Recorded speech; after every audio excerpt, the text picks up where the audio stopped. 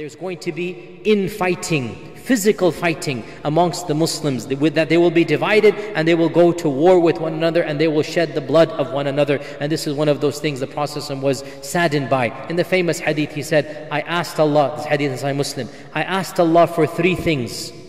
He gave me 2 of them and He did not give me 1. By the way, this hadith is so powerful. Even our Prophet ﷺ, he does not have a haqq that whatever I say happens. Only Allah says kun fayakun.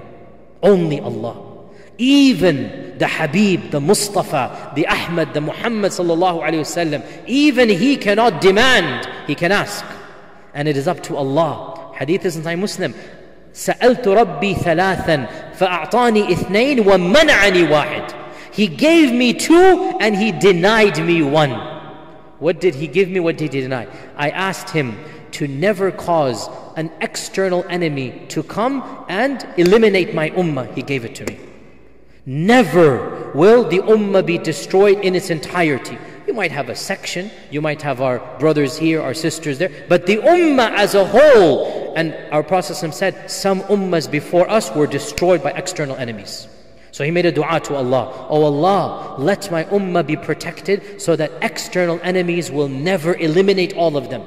Allah said, you have it. He said, oh Allah, let no disease or plague eliminate my entire ummah, because some of the previous ummahs, something happened internally, the Black Death or whatever you call this, some type of disease or virus, and the whole ummah was eliminated. So Allah gave it to him. Never will the ummah be eliminated because of an internal disease.